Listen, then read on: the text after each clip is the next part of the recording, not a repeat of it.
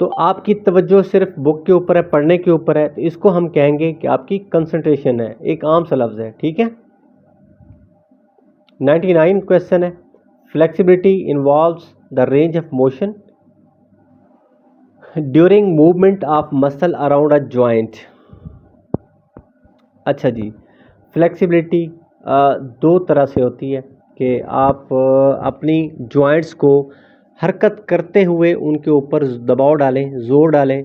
और जिन लोगों ने की हुई है, मारिया और गुल मोहम्मद और सबिया यहाँ पे नहीं हमारे साथ, रमिया खान वाले जो लोग जिन्होंने मेरे पास किया हुआ है, तो आपको जब वार्म अप करवाते थे तो आपको स्ट्रेचिंग की एक्सरसाइज बाजू से, आर्म से स्टार्ट करते थे, हाथ से, फिर एल्बो, हर जोड़ के ऊपर प्रेशर डालते थे। और मैं आपको कहता था कि आपने मूव नहीं करना, कि फॉर एग्जांपल लेग्स की स्ट्रेचिंग कर रहे हैं, दबाव डाल के आप खड़े हुए, तो आपने उसको मूव नहीं कराना घुटने और टखने के जोड़ के ऊपर, उसको स्टैटिक रखना है, साकन रखना है।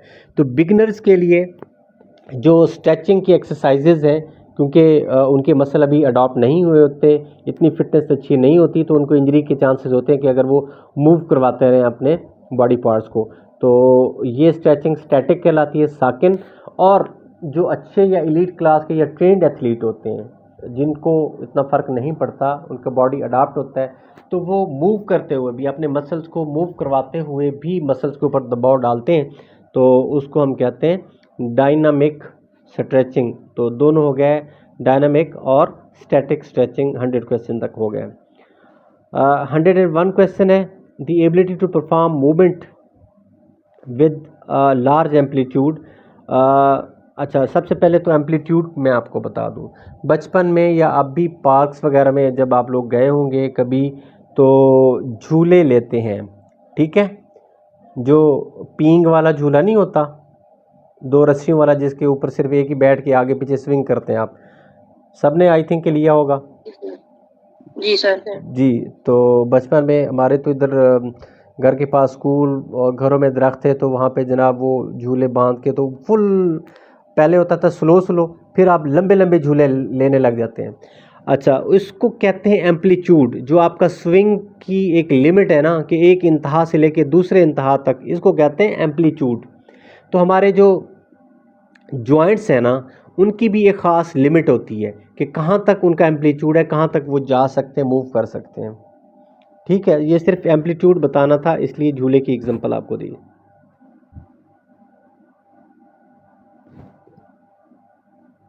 When the body is in a motion, याद रख लें कि जब आपके जिस्म हरकत कर रहा है, उसी हरकत के दौरान अपने जॉइंट्स के ऊपर फुल दबाव आपने डाला, तो ये होगी, तो क्योंकि जॉइंट्स के ऊपर दबाव डालने का मकसद है फुल रेंज ऑफ मोशन, लेकिन ये अपनी जिस्म को मूव करते हुए आपने ये किया, तो ये भी डायनामिक फ्लेक्सिबिलिटी कहलाएगी, ठीक है। 102 है, the ability to perform movement with large amplitude. अब लार्ज एम्पलीट्यूड के साथ के फुल आपने जोर दबाव डाल दिया है कोहनी के जोड़ के ऊपर, घुटने के जोड़ के ऊपर, इलियक जोड़ के ऊपर, या जो आपका रिस्ट जॉइंट है, इसको आपने हाथ को पीछे की तरफ दबाया हुआ है। एट अ स्टेशनरी पोजिशन, बिल्कुल साकिन रुकी हुई हालत में, तो डेफिनेटली ये कौन सी फ्लेक्सिबिलिटी होगी? Static flexibility. Excuse me sir. जी सर, मोस्टली हम एक जो स्ट्रेचिंग है ना, इसके साथ बॉलिस्टिक का भी वर्ड पढ़ते हैं, उसका क्या मतलब है?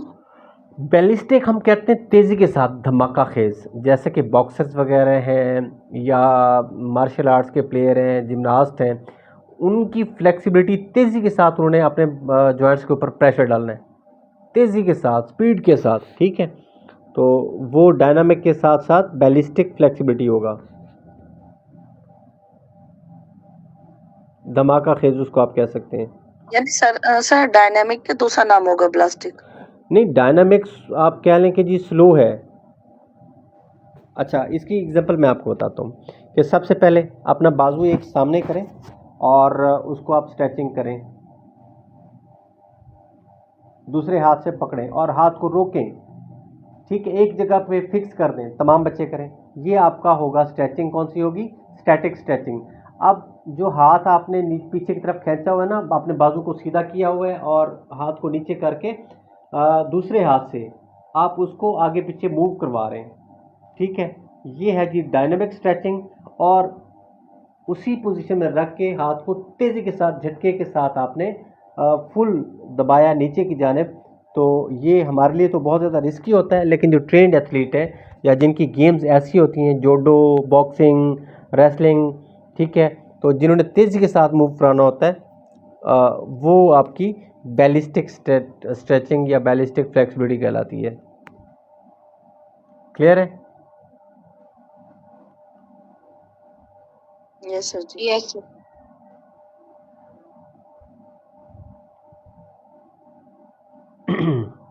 जी, उसके बाद है the ability to perform movement with greater range without external help. अच्छा, अब आपने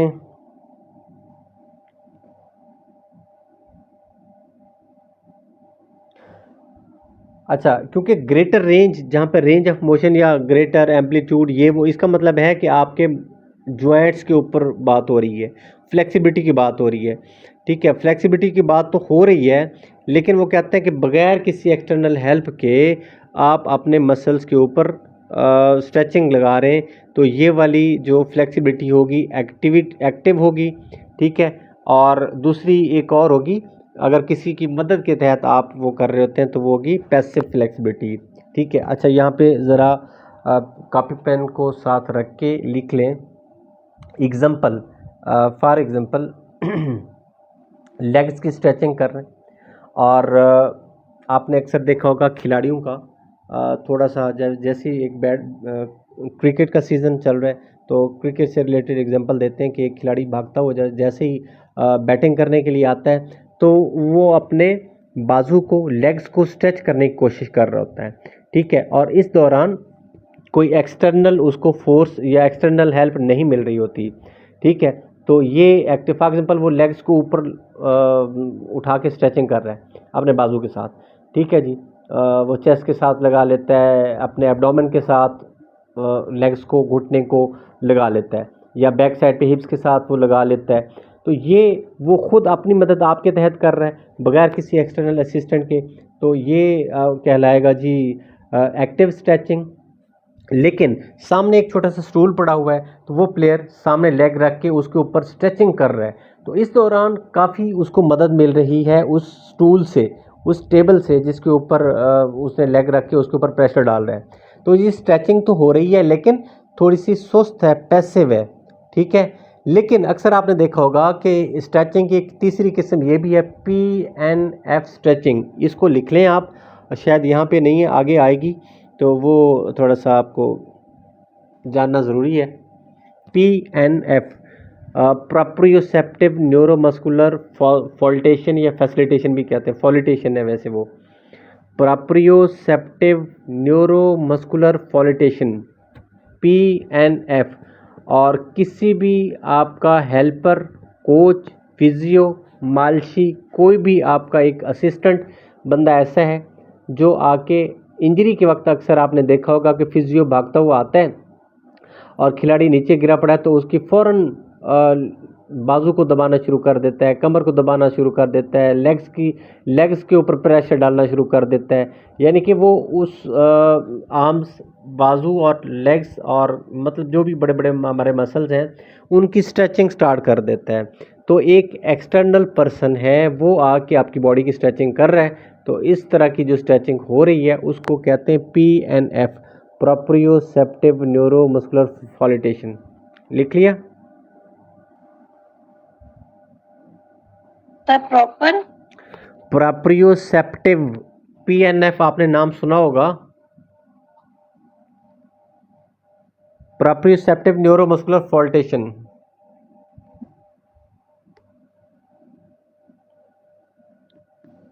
ओके जी, PNF आप लिखेंगे ना स्ट्रेचिंग, तो आपके पास ये कुछ आ जाएंगी इमेजेस।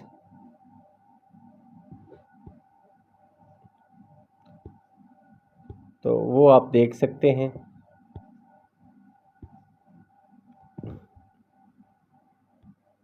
ठीक है, ये इमेजेस में जाके ये आप देख लीजिएगा। तो वैसे ये रिकॉर्ड में भी, स्क्रीन रिकॉर्ड में आ रही हैं, तो जब इसको आप देखेंगे तो वो आपको पता चल जाएगा। वैसे भी क्रिकेट अगर आप देख रहे होते हैं तो डेली आपको पता चल रहा होता है कि फिजियो भागता हुआ आता है और प्लेयर की आके स्ट्रेचिंग स्टार्ट कर देता है। इसको कहते हैं PNF स्ट्रेचिंग। ओके जी, क्लियर है? नेक्स्ट आगे चलें। Yes sir. या सफिशिएंट है अभी आप लोगों के लिए जो न्यू लोग हैं? The process of losing the benefits of training by returning to sedentary life is called detraining. एक होता है ट्रेनिंग जब आपकी बॉडी की ओवरऑल इंप्रूवमेंट हो रही होती है, फिर जब आप ट्रेनिंग छोड़ देते हैं तो वो आपकी बॉडी की वो फिटनेस का लेवल ख़त्म होना शुरू कर देता है। जो ट्रेनिंग के बेनिफिट्स हैं वो आप ख़त्म करना शुरू कर देते हैं। ठीक है जी, तो उस प्रोसेस को हम कहते हैं अब डी ट्रेनिंग हो रही है। इसलिए अगर ट्रेनिंग आपने स्टार्ट की है एक्सरसाइज तो हमेशा करते रहना चाहिए कुछ ना कुछ। 105 है the ability which enables sports person to achieve high degree of perfection and encourage an economy of separate body movement and movement phases in a motor action is called differentiation।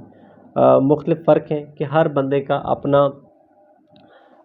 जो हरकत करने का अंदाज़ है, ठीक है, वो मुख्तलिफ तरीक़ों से वो एक काम करता है। हर बंदे का परफेक्ट काम करने का तरीका या उसमें परफेक्शन मुख्तलिफ होती है।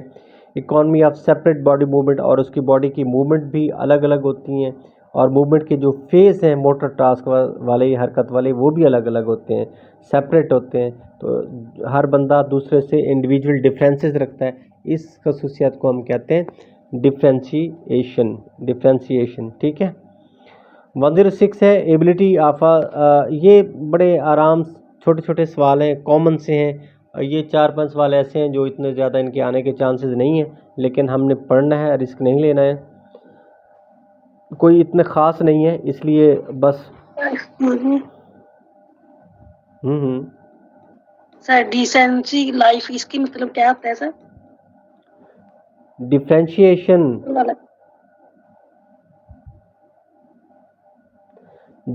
डिसेंसी नहीं कहा, डिफ्रेंशिएशन क्या है? डिफरेंट नहीं होता, मुख्तलिफ, इख्तलाफ।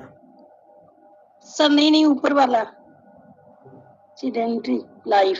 सेडेंटरी लाइफ, जी सर। हाँ जी, ऐसी लाइफ जो सिर्फ आप आराम पसंदी में गुजारते हैं या ऑफिस में बैठ के आते हैं, जिसमें फिजिकल एक्टिविटी नहीं होती या ना होने के बराबर होती है। जो लोग सुबह सर हम ये भी कह सकते हैं ना जामिद लाइफ, एक जहाँ जगह बैठे वहीं से बैठकर सीधा वापस आराम पसंदी वाली लाइफ हो गई जिसमें आपकी फिजिकल एक्टिविटी नहीं होती। ऑफिस में जाते हैं बैंकर्स को अगर आप देख लें तो उनकी सेडेंटरी लाइफ स्टाइल होता है, वो कोई हरकत ही नहीं कर रहे होते बेचारे, सिर्फ बस हाथ हिला रहे होते हैं और कंप्यूटर के ऊपर बैठ के काम कर रहे होते हैं। ज़्यादा ज़्यादा पेन का काम होता है, तो वो 8 घंटे तक 10-10 घंटे तक उन बेचारों को बैठना पड़ता है। उनकी लाइफ सेडेंटरी लाइफ है। और उसके बरक्स हम जो स्पोर्ट्स मैन है, हमारा टाइम चलने फिरने में, वॉक करने में, घूमने फिरने में, गेम खेलने में, खिलाने में गुजर जाता है। तो हमारी एक्टिव लाइफ स्टाइल है, उनका पैसिव या सेडेंटरी लाइफ स्टाइल है। ठीक है, तो इस सब्जेक्ट को गनीमत जाने। मैं कहता हूँ फ़िज़िकल एजुकेशन के हमारे ऊपर बड़े एहसानात हैं कि इस सब्जेक्ट ने एटलीस्ट हमें थोड़ा सा मोबाइल किया हुआ है, हरकत में रखा हुआ है। ठीक है, तो अगर हम लोग देखें जी, सेहत जो है वो तमाम नेमतों में से सबसे बड़ी नेमत है। सेहत, तंदुरुस्ती। अगर आप फिट हैं, सेहतमंद हैं, देन आप पैसा भी कमा सकते हैं। लेकिन आप पैसे वाले हैं तो पैसे से सेहत नहीं ख़रीद सकते। ठीक है जी, तो इसलिए फ़िट रहने के लिए जो आपका सब्जेक्ट है वो एक दुनिया का बेहतरीन सब्जेक्ट है किसी भी सब्जेक्ट के मुकाबले में। ठीक है जी, इवन के बहुत सारे मेरे दोस्त हैं वो अदब से रिलेटेड है, तो वो बुक रीडर हैं, बहुत ज़्यादा पढ़ना करना ये वो। तो कभी कभी मेरी बहस हो जाती है कि जी देखें, अगर आप लोग सिर्फ अपने सब्जेक्ट को इतना ज़्यादा अहमियत देते हैं तो हमारा सब्जेक्ट आपसे बहुत ज़्यादा अहम है, बहुत ज़्यादा इम्पोर्टेंट है। एटलीस्ट हमें हरकत में रखता है, हमारी सेहत बेहतर रहती है। और अगर आप 10-10 घंटे बैठ के पढ़ने में लगा देंगे तो आपकी सेहत के ऊपर बड़ा एक क्वेश्चन मार्क लगेगा।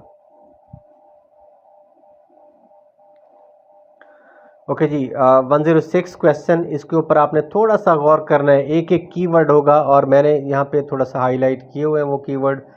The ability of a sports person to systematically and meaningfully combine the movements of different body parts for successful performance of a sports movement. वो कहते हैं आपने स्पोर्ट्स में कोई आपने एक हरकत करनी है, उस हरकत को परफॉर्म करने के लिए आप एक बड़े मानीखेज अंदाज में दो मूवमेंट्स को कंबाइन करते हैं, ठीक है।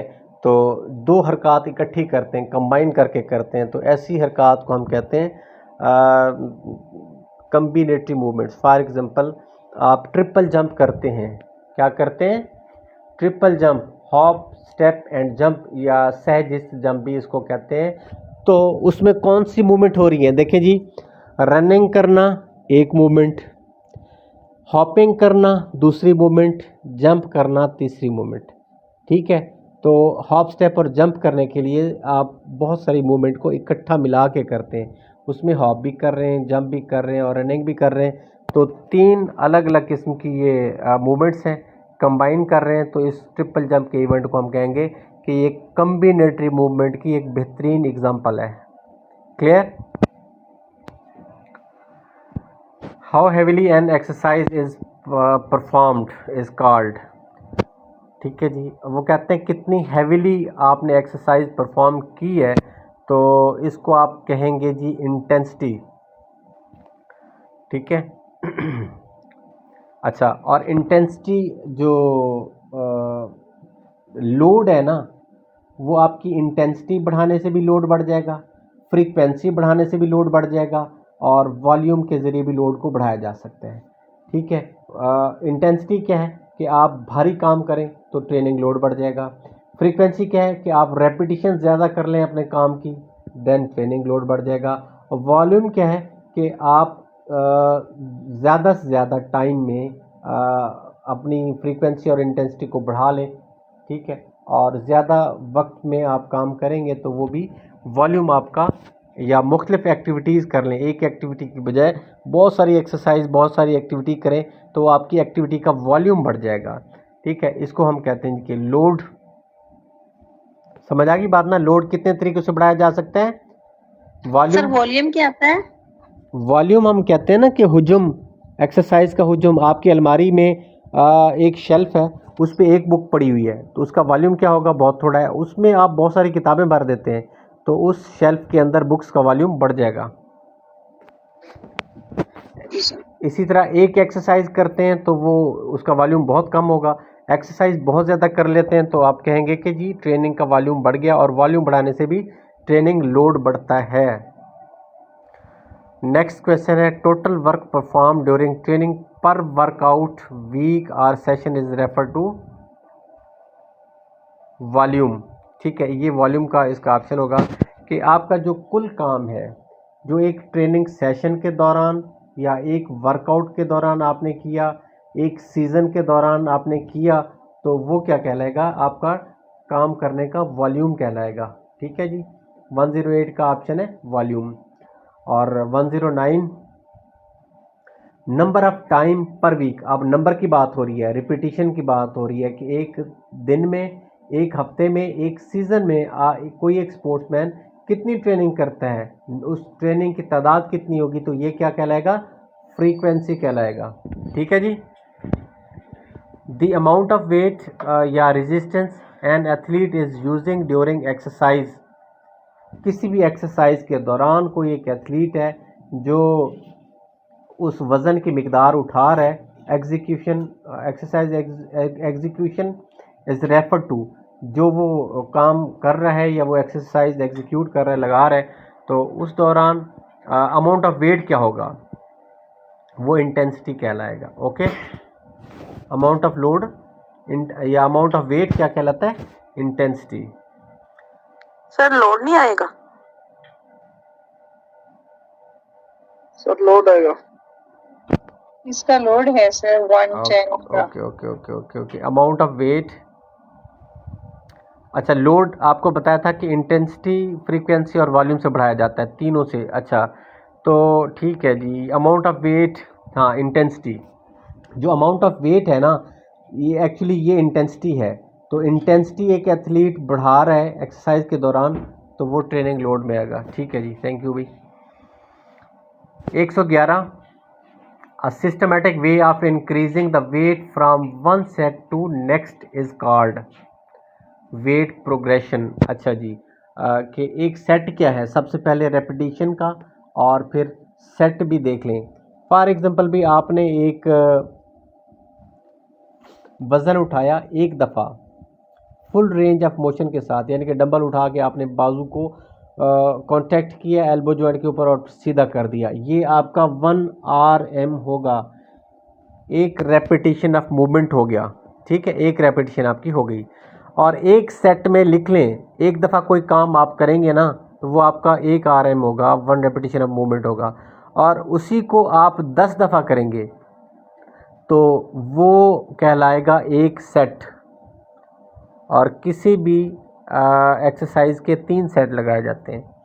सर एक दफा काम करने को 1 RM कहते हैं और 10 RM को एक सेट कहते हैं, और एक 3 सेट की एक आपकी मुकम्मल एक्सरसाइज हो जाती है।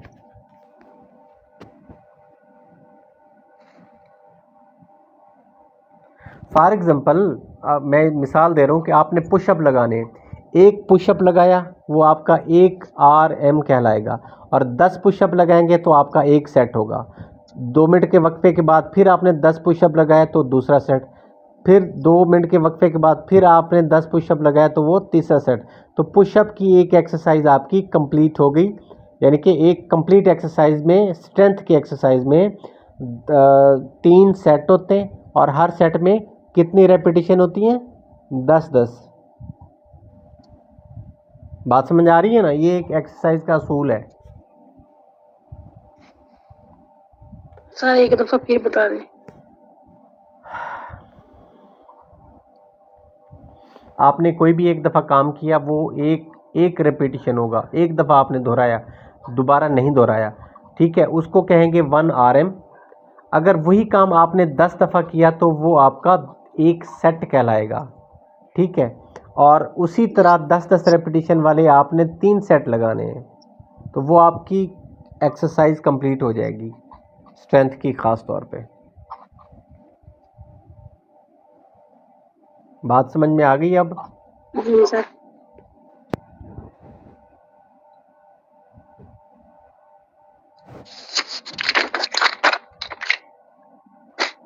कहाँ पे थे जी?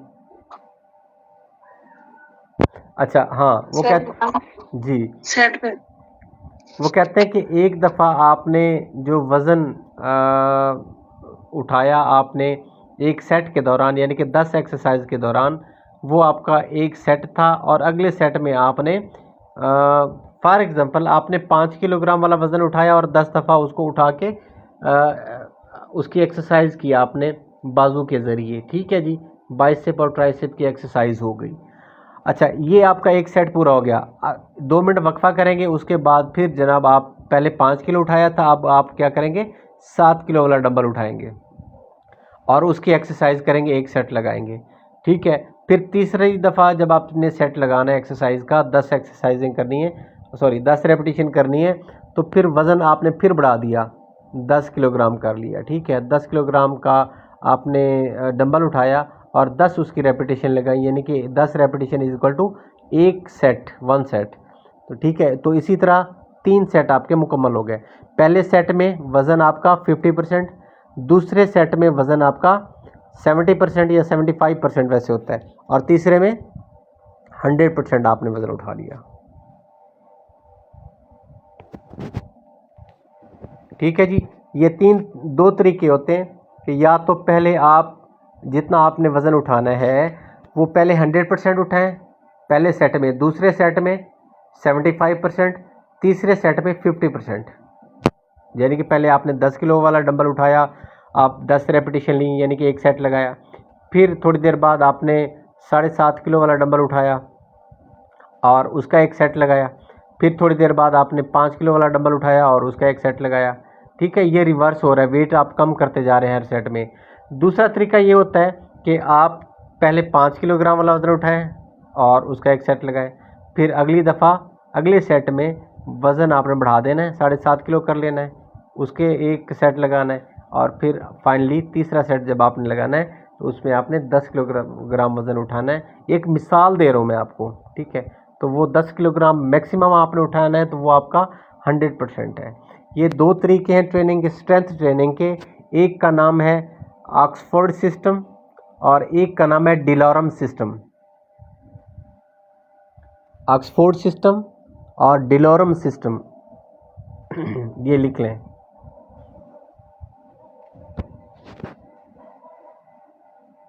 जो ऑक्सफोर्ड सर वाला है ये जो ऑक्सफोर्ड जी, ऑक्सफोर्ड सिस्टम जो है इसमें हम मतलब कम से ज्यादा की तरफ जाएंगे या जी, ज्यादा से कम की कम तरफ से जाएंगे, ज़्यादा की फाइनली ये भी बता कम दीजिए। कम से ज़्यादा की तरफ ऑक्सफोर्ड वाला है, यानी कि पहले आपने 50% उठाना है जितना आपने वज़न उठाना है, ठीक है। उसका 50%, देन 75% और अगला सेट 100%। ये ऑक्सफोर्ड सिस्टम है। और डिलॉरम सिस्टम इसका रिवर्स होगा।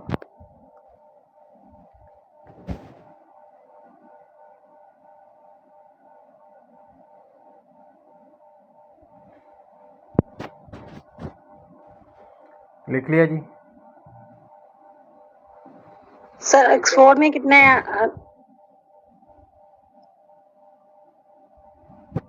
क्या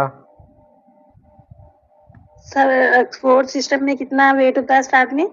स्टार्ट में जितना आपने कुल वज़न एक एथलीट उठाता है, उसे पता है कि मैंने आखिरी वज़न यही उठाना है, ठीक है। फॉर एग्जांपल आखिरी वज़न उसने 10 किलोग्राम उठाना है, तो उसका 50% क्या होगा, 5 किलो होगा। तो पहले वो 50% वज़न उठाएगा एक सेट में, दूसरे सेट में 75% वज़न उठाएगा और तीसरे सेट में 100% वज़न उठाएगा।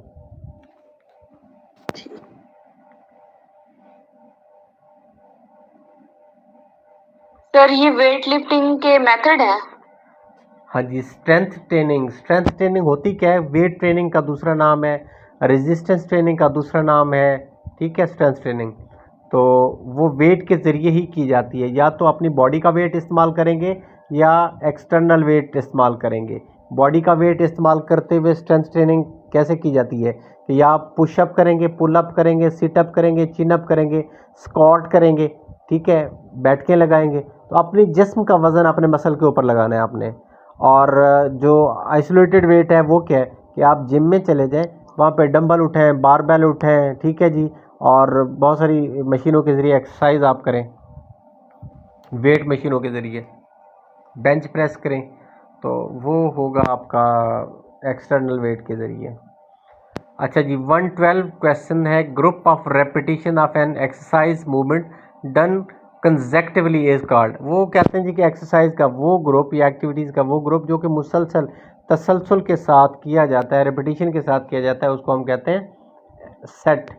यानी कि आपने 10 एक्सरसाइज करनी है, 10 पुशअप लगाने हैं, तो वो रुके हुए नहीं लगाने बल्कि मुसलसल इकट्ठे आपने 10 लगाने हैं। तो वो 10 एक्सरसाइज जो आपने कंसेक्टिव की उसको हम कहते हैं एक सेट। एक मिनट में ज़रा पानी, आप लोग भी पानी शानी अपने साथ रखा करें, अपने आप को हाइड्रेट रखना है आपने।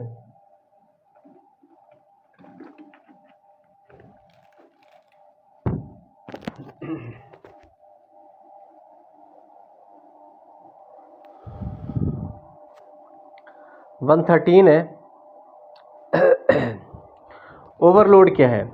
Refers to physical and psychological या psychic daily load of life that exceed the loading capacity of individual. आपके काम करने की सलाहियत है 1 घंटा और आपको कहा जाए कि 2 घंटे काम करें, जो इजाफी आपने काम किया वो थोड़ा सा ओवरलोड था आपसे, ठीक है, आपकी सलाहियत से बढ़ के काम था, ओवरलोड। ठीक हो गया जी। अच्छा, यहाँ पे ओवर ट्रेनिंग और ओवरलोड में फ़र्क है। फॉर एग्जांपल आपने रोज़ाना काम किया है 1 घंटा, या स्टडी ही कह लें, चले जी, काम करने को छोड़ें, रोज़ाना आप 1 घंटा पढ़ते हैं और एक दिन आप अगले दिन, यानी कि आज आप पिछले 1 हफ्ते से 1 घंटा पढ़ रहे हैं, आज आपसे कहा जाए जी 1.5 घंटा पढ़ लें, तो आप पढ़ लेंगे। फिर अगले दिन आपसे कहा जाए 2 घंटे पढ़ लेंगे, फिर 2.5 घंटे, 3 घंटे, 3.5, 4, 5, 10, 15, वो आप आहिस्ता आहिस्ता अपना प्रोग्रेस करते जाएंगे। लेकिन एक ख़ास लिमिट, इसको हम कहते हैं, ये पॉजिटिव थिंग है, ये ट्रेनिंग का एक प्रिंसिपल है, असूल है ट्रेनिंग करने का, principle of overload and progression के नाम से इसको जाना जाता है। लेकिन अगर आपकी जो मसल्स की स्ट्रेंथ और एंड्योरेंस की एक लिमिट होती है कि आप इतना ही काम कर सकते हैं, इससे ज़्यादा नहीं कर सकते, लेकिन जब उससे ज़्यादा आप अपने मसल्स के ऊपर लोड डालेंगे, जो उनकी सलाहियत, उनकी एंड्योरेंस और स्ट्रेंथ से बढ़कर होगा, तो वो जो लोड होगा वो ओवरलोड नहीं होगा बल्कि ओवर ट्रेनिंग होगा। ठीक है, ओवरलोड एक पॉजिटिव चीज़ है, ओवर ट्रेनिंग एक नेगेटिव चीज़ है कि जब आपके मसल्स की सलाहियत ही नहीं है ज़्यादा काम करने की, ठीक है, तो उनको आपने इतना उनसे काम ले लिया कि उनके अंदर रेशे उनके टूट गया, तोड़ फोड़ हो गई, उनके एटीपी के ज़खायर ख़त्म हो गए, लैक्टिक एसिड बहुत ज़्यादा स्टोर हो गया। ठीक है, तो अगले दिन आप उठने के काबिल नहीं रहेंगे, ये होगा ओवर ट्रेनिंग। क्लियर? जी सर।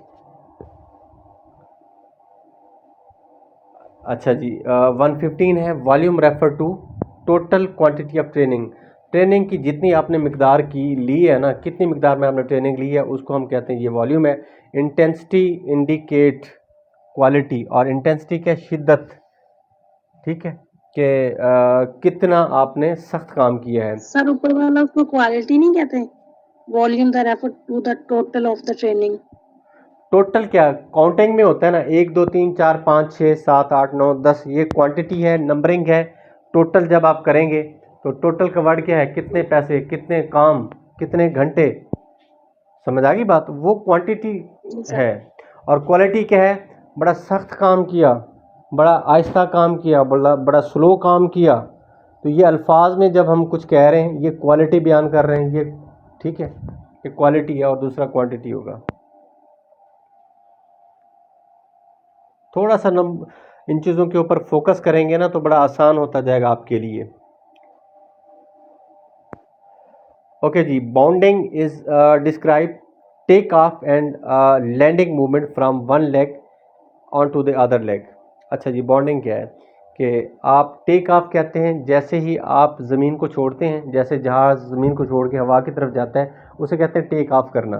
तो स्पोर्ट्स में भी जब आप कोई जंप लगा रहे होते हैं, ठीक है, तो एक लेग के ऊपर आप जंप लगाते हैं, दूसरे के ऊपर आगे जाके, फॉर एग्जांपल लेग आखिरी वक्त लेफ़्ट लेग आपकी थी ज़मीन के साथ कांटेक्ट में, और वहाँ से आपने टेक ऑफ किया, तो आगे चल के जैसे हम स्टेप लेते हैं, ठीक है, आगे चल के आपने राइट आगे किया, तो इसको हम कहते हैं बॉन्डिंग। ठीक है, स्टेपिंग भी कहते हैं, बॉन्डिंग भी कहते हैं। लेकिन अगर आपने लेफ़्ट से टेक ऑफ लिया और लेफ़्ट पे ही आप जाके लैंड किया आपने, तो वो क्या होगा, हॉप होगा। जैसे स्टापू में आप लोग खेलते थे, स्टापू कहते हैं ना उसको, क्या कहते हैं लोकल उसको ज़ुबान में, जी सर। हाँ जी, बचपन में बहुत खेला सब लोगों ने, आई थिंक। तो इसलिए गांव की जो लाइफ है वो बड़ी ज़रखेज़ होती है। बचपन गांव में गुजारना सुन्नत भी है।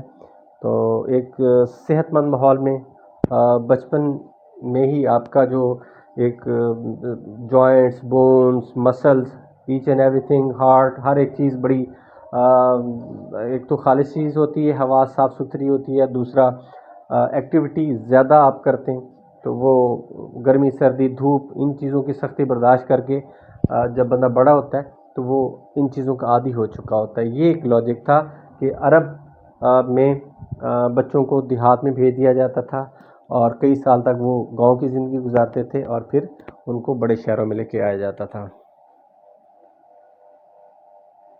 तो हमने तो जितने भी छोटे रकबे वाली गेम्स थी दुनिया जहान की, वो सारी खेली हुई हैं, हमारे दौर की जितनी भी थी। अब शायद वो बच्चों को वो चीज़ें इतनी नहीं मिलती। ओके जी, तो हॉप और बॉन्डिंग दोनों आपको बता दिए। देन 119 क्वेश्चन है, a method involve jumping down from the height and then jump forward for distance or jump up is called। अच्छा जी, अब क्या करते हैं कि आपके सामने है सीढ़ी। बचपन में या अभी तो आप ये चीज़ें ना ट्राई कीजिएगा, क्योंकि कोई चोट शोट ना लग जाए और कोई इशू बन जाता है। एक खिलाड़ी है, वो नीचे खड़े होके ऊपर 1 फुट 2 फुट या 1 स्टेप या 2 स्टेप जो सीढ़ियों के हैं वहाँ तक ऊपर जंप करता है। इसको डेप्थ जंप कहते हैं। हालांकि वो नीचे से ऊपर जा रहा है तब भी डेप्थ जंप है, ऊपर से नीचे की तरफ वो जंप करता है तब भी डेप्थ जंप है। ठीक है। अब वो फॉरवर्ड जंप करता है, जैसे कि स्टैंडिंग ब्रॉड जंप है। आप खड़े खड़े दोनों लेग्स के साथ आप टेक ऑफ करेंगे और दोनों पे लैंड करेंगे इकट्ठे। ठीक है, ये फॉरवर्ड जंप होगा। और इसी तरीके से इसको भी डेप्थ जंप कहेंगे। आप साइडवर्ड बैकवर्ड कोई भी आप जंप करेंगे ना, तो इस तरह के जंप्स को हम कहेंगे, लेकिन ये दोनों लेग्स पे होता है, एक पे नहीं होता। समझ आ गई बात? तो ये होगा डेप्थ जंप। और गुल आपको याद होगा, ये जंपिंग की एक्सरसाइज में ये सारी चीज़ें आपको करवाई हुई हैं। जी सर। जी 120 क्वेश्चन है। Winner of the marathon at the Atlanta Olympic 1996 was, ये नाम है रट्टे वाला क्वेश्चन है। जोसिया, ये जी ठग बेन ऑफ, ये बंदे का नाम है, साउथ अफ्रीका का था। और उसका वज़न जो था वो कितना था? आई थिंक ये 43 kg है। याद रख लें, जो मैराथन का विनर है ना, मैराथन का डिस्टेंस कितना होता है? 42.195 किलोमीटर या 195 किलोमीटर। जी 385 यार्ड। यार्ड नहीं, यार्ड तो गज को कहते हैं, या 26 माइल्स। जी माइल्स, मील जिसको बोलते हैं, 26 मील, या इसको अगर कन्वर्ट करेंगे कि 1 mile is equal to 1.6 kilometre, 1.6 kilometre का एक मील होता है। तो 26 को 1.6 से जब मल्टीप्लाई करेंगे तो ये 42.195 किलोमीटर बनता है। और सर एक जगह पे ना 385 यार्ड्स भी पड़ा हुआ है। हाँ, तो 385 यार्ड है ना। हाँ 385 यार्ड होगा। आप 26 यार्ड मैंने कहा आप कह रहे हैं, तो वो गलत है। 26 माइल्स। हाँ 26 माइल्स है। अच्छा जी, बात क्या हो रही थी, अब मेरे ज़हन से निकल गई जी। सर ओलंपिक वाली। हाँ, आपने मैराथन का जिक्र हो रहा था। तो देखें, लंबी दौड़ होती है 26 मील, या आप कह लें कि 42 किलोमीटर दौड़ना होता है। तो 42 किलोमीटर तो बहुत बड़ा फासला है, डिस्टेंस है। उसके लिए अगर एक कोई भारी भरकम जिस्म का हामिल बंदा है तो वो नहीं दौड़ सकता। ठीक है, दरमियाने जिस्म का बंदा भी नहीं दौड़ सकता। एक ऐसा बंदा जो बिल्कुल लाइट वेट होगा, ठीक है, जिसका छोटा सा बारीक सा वेट होगा, बारीक सा जिस्म होगा, दुबला पतला सा होगा, ठीक है, और उसके दिल को इतना ज़्यादा प्रेशर नहीं बर्दाश्त करना पड़ेगा, बहुत ज़्यादा खुराक की खून की सप्लाई नहीं करनी पड़ेगी, तो वो जो है वो आराम से जीत सकता है। तो 1901 तो ओलंपिक्स आपने याद करनी है जी। एक्टोमॉर्फ के लिए सूटेबल रहेगा ना, एक्टोमॉर्फ। हाँ जी, एक्टोमॉर्फ जो लोग हैं वो इसके लिए बड़े सूटेबल होते हैं। और अभी जो टोक्यो ओलंपिक्स में, पहले तो ये साउथ अफ्रीका की एग्जांपल इन्होंने दी है कि उस बंदे का जो 1996 में हुई थी ओलंपिक्स, वो मैराथन का विनर था, तो 43 किलोग्राम उसका वज़न था। 43 किलोग्राम, ठीक है जी, या 43, जो भी आप अपनी लैंग्वेज में कहते हैं। अच्छा, अब जो टोक्यो ओलंपिक्स का विनर है ना, कौन है? अभी आप लोगों को नाम लिखवाए थे, सर्च भी करवाए थे, क्या नाम था उस बंदे का? ब्लैक, काला सा, और उसका नाम अभी मेरे माइंड में नहीं आ रहा, स्किप हो गया। आप लोगों ने सर्च करना है, देखना है, और उस बंदे की तस्वीर ज़रूर देखनी है, ठीक है जी। तो ओके, मैं पहले आपको लेक्चर में भी यहाँ पे ना वो कर देता हूँ।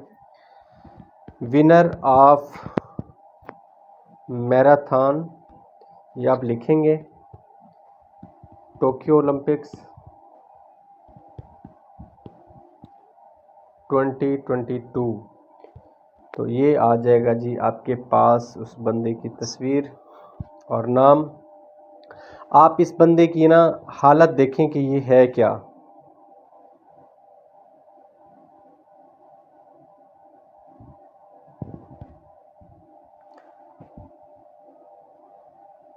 जी, और ये है जी एलियोड किपचोगे इसका नाम है। और इस बंदे के जिस्म अगर आप देखें, जब आप रिकॉर्डेड लेक्चर देखेंगे तो आपको पता चलेगा, आप और मैं सारे हमारा आधा भी नहीं होगा ये बंदा, ठीक है। और ये मैराथन का विनर है और इसकी एज देखें, एज भी इसकी 40 प्लस है, ठीक है। तो ये एक बड़ा मोटिवेशनल काफ़ी लोगों के लिए साबित हुआ कि ये कीनिया का प्लेयर है किपचोगे। तो ये जीता था टोक्यो ओलंपिक्स 2022 की। तो इसको डाउनलोड करें, डाउनलोड हो जाएगी।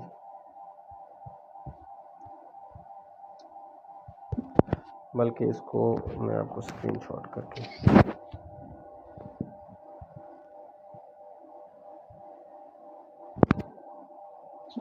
ओके जी, मैं आपको ये ग्रुप में भी शेयर कर देता हूँ, आप देख लीजिएगा इसका।